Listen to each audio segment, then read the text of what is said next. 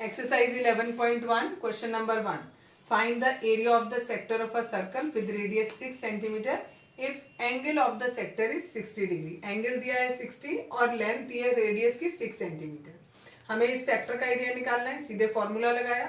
Theta की value 60, नीचे 360, पाई की वैल्यू 22/7 और आर की वैल्यू 6 × 6. क्वेश्चन में गिवन किया है कि पाई की वैल्यू जब तक ना कही जाए आपको 22/7 ही रखनी है. इसको और इसको कट किया 6 टाइम, एक 6 से ये 6 भी कैंसिल हो गया. खाली बचा ये. इन दोनों को मल्टीप्लाई किया, डिवाइड बाय 7, डिवाइड करेंगे तो 18.8 centimetre square. That is the area of the sector AOB. Second question देखो.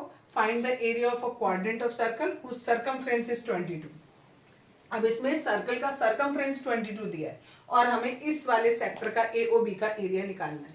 पहले हम सर्कमफ्रेंस से रेडियस निकालेंगे, उसके बाद इस सेक्टर का एरिया निकालेंगे. रेडियस निकालने के लिए यहाँ पर सर्कमफ्रेंस की जगह रखा 2πr. आर निकालना है तो 2π नीचे चला जाएगा. पाई की वैल्यू यहाँ रखी 22 और 7 कहाँ चला जाएगा? ऊपर. अब ये 22 से ये 22 कट गया, 7/2 हमारा रेडियस आ गया. अब एरिया ऑफ सेक्टर निकालेंगे. θ/360 इंटू πr². थीटा की वैल्यू 90 है. 90 क्यों है? क्योंकि क्वेश्चन में बोला है क्वाड्रेंट. क्वाड्रेंट का मतलब होता है 1/4.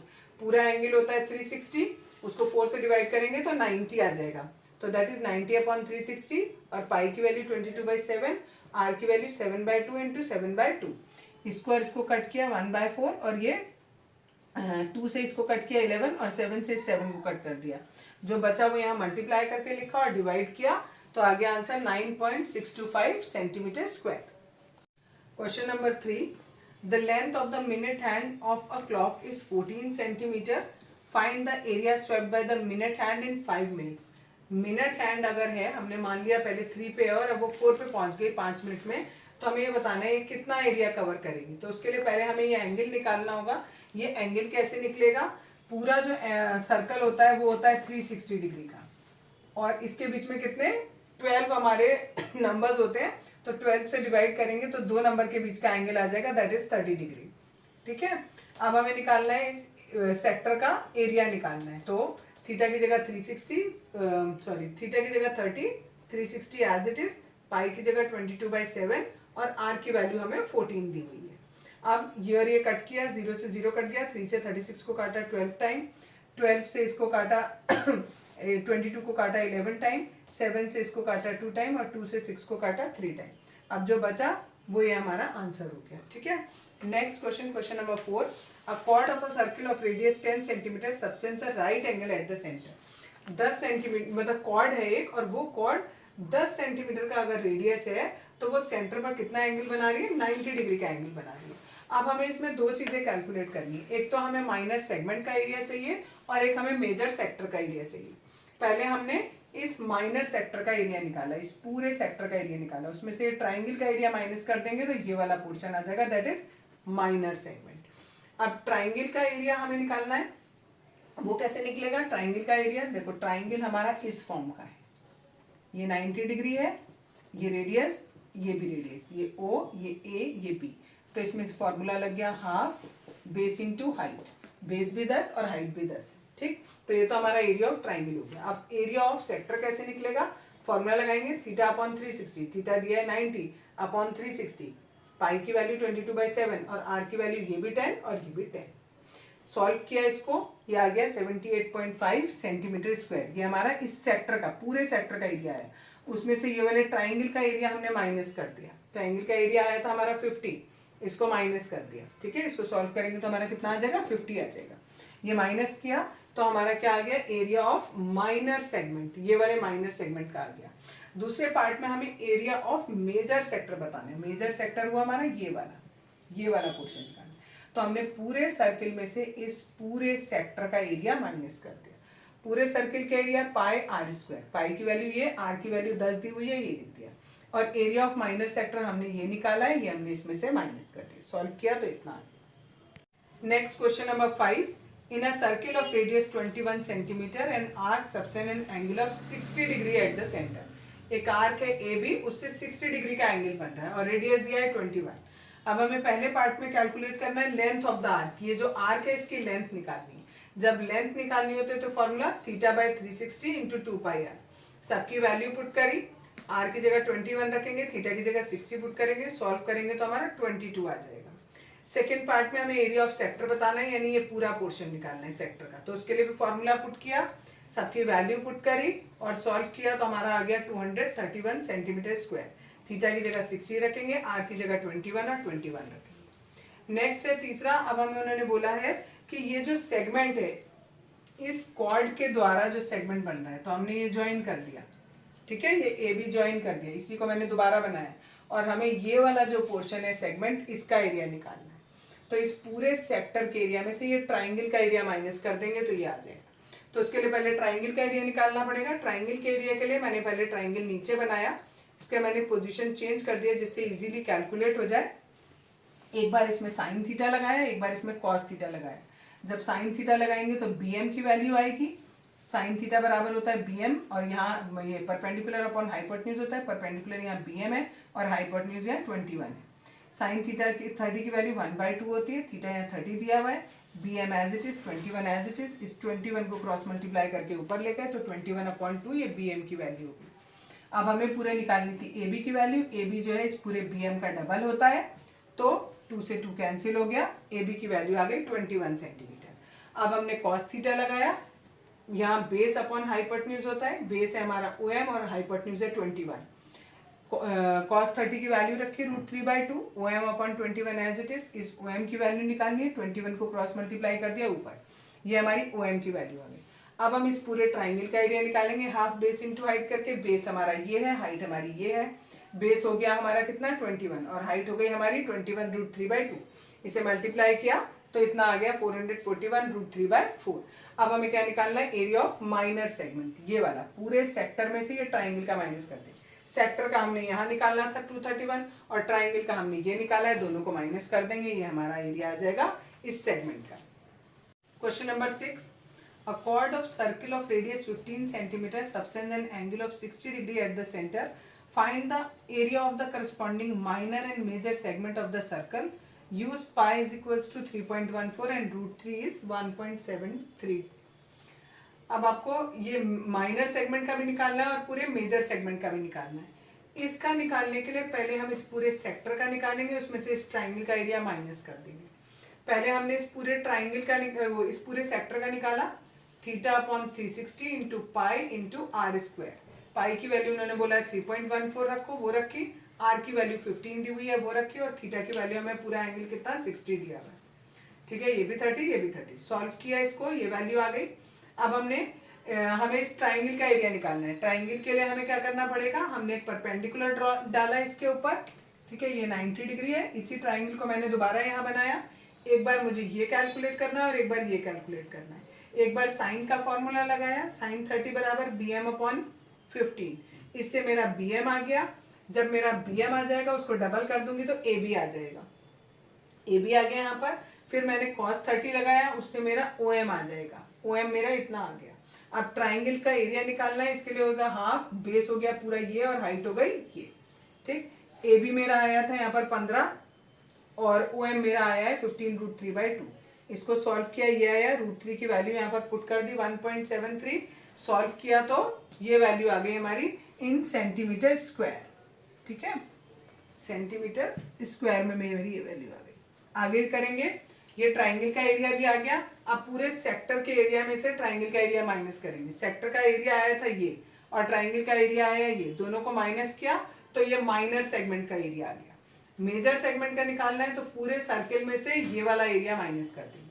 सर्किल का एरिया पाई आर स्क्वायर से, पाई की वैल्यू ये, आर की वैल्यू ये दी हुई है। सॉल्व किया, ये आया, दोनों को माइनस करेंगे तो इतना आ जाएगा।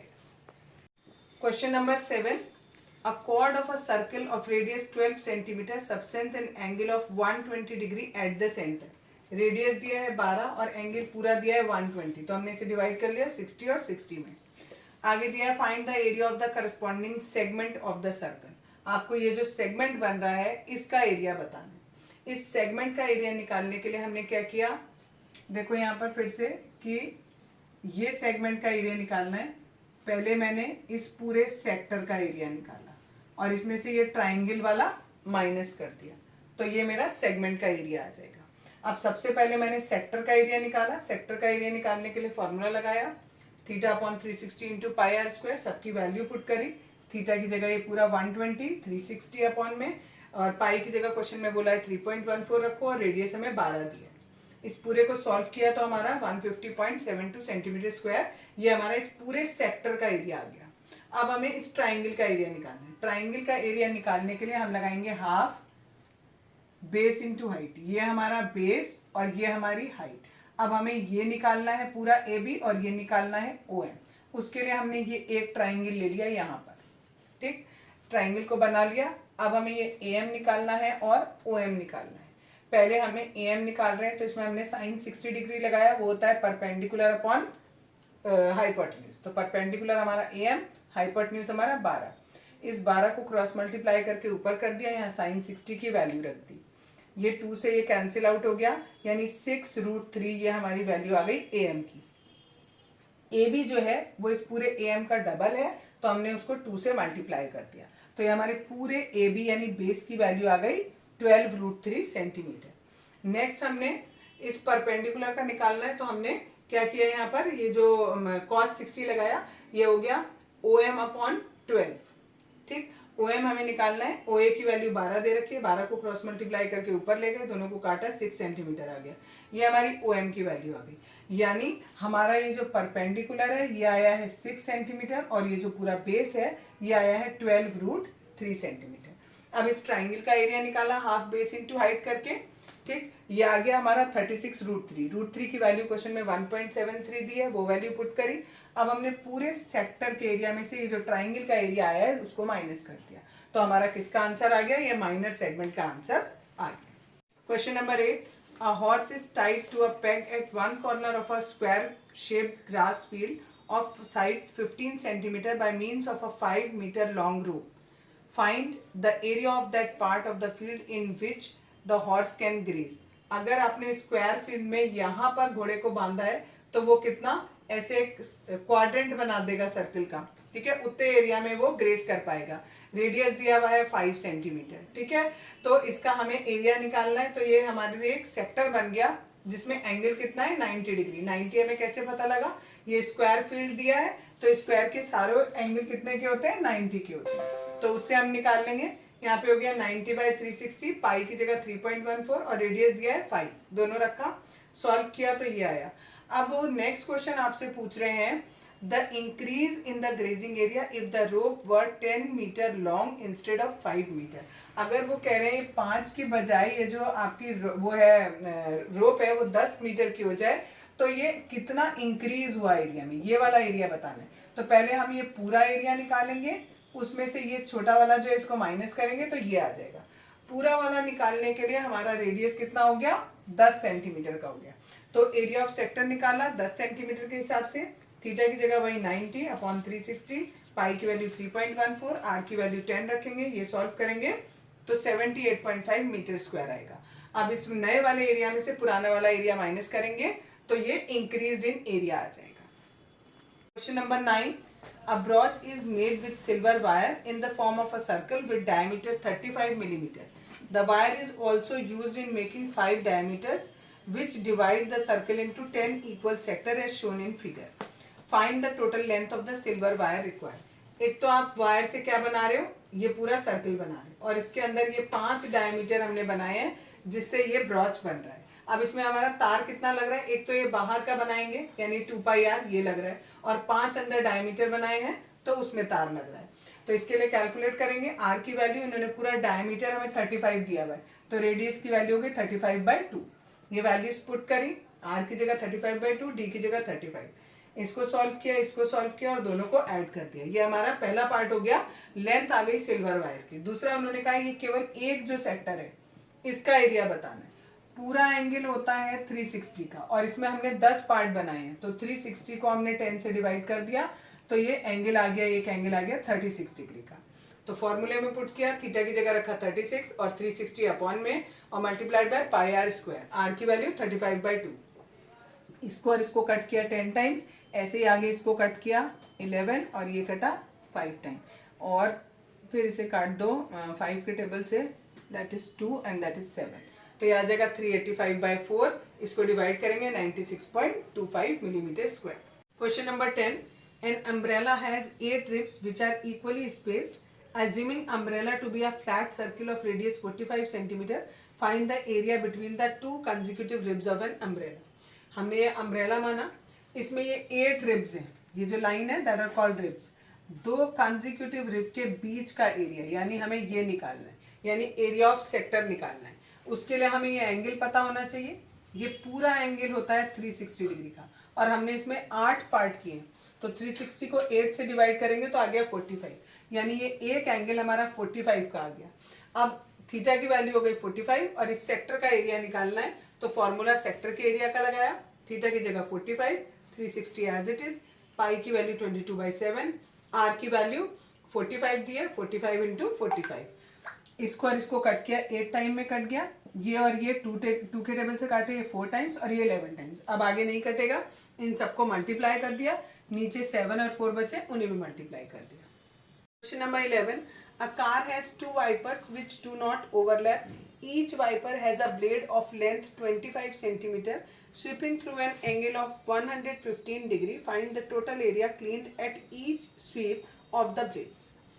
ये हमने ब्लेड माना, इसकी लेंथ 25 सेंटीमीटर है और ये इस तरीके से कवर कर रहा है. तो ये क्या बन रहा है, हमारा सेक्टर बन रहा है, जिसका एंगल हमें दिया हुआ है 115.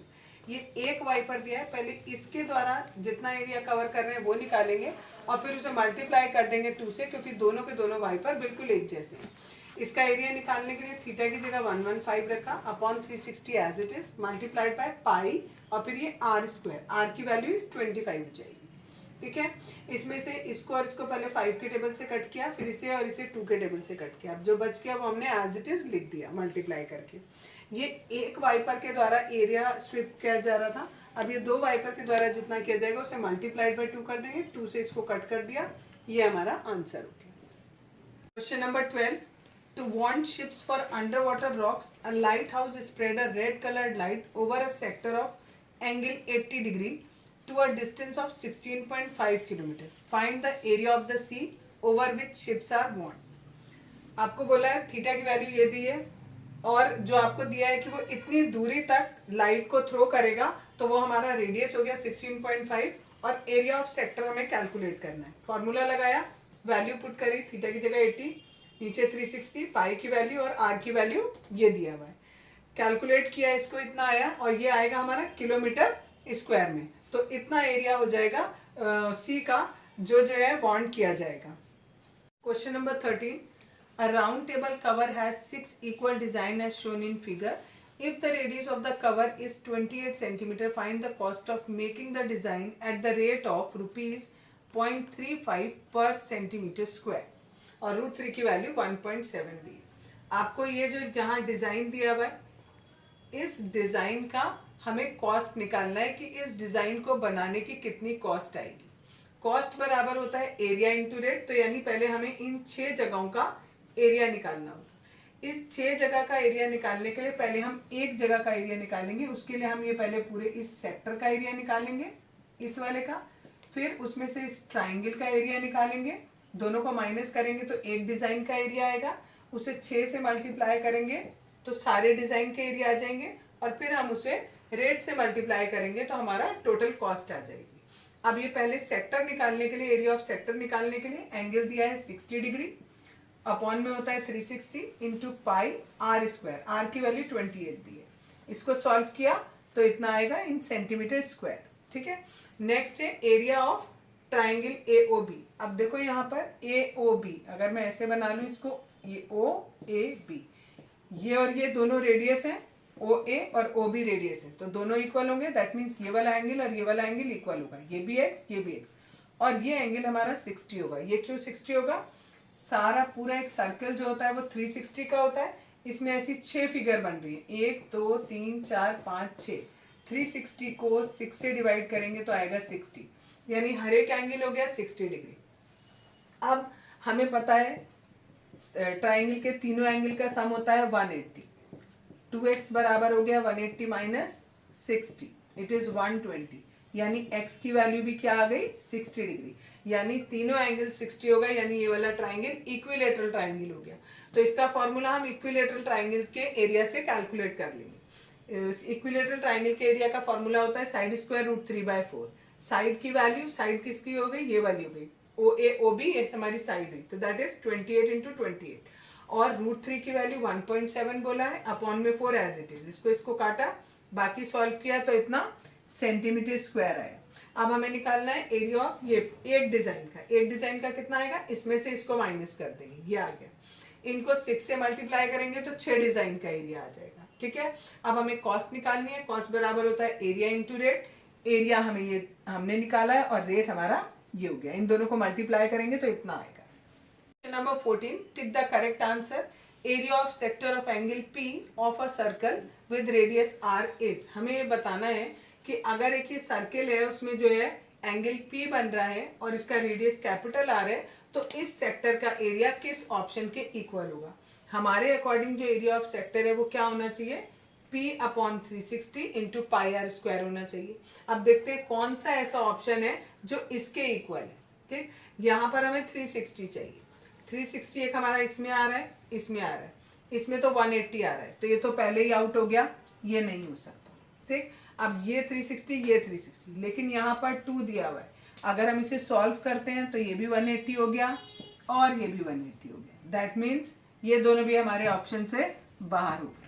अब बचा चौथा ऑप्शन, ठीक है, ये क्यों इक्वल है, क्योंकि यहाँ 2 और यहाँ 720 इसे कट करेंगे तो 360।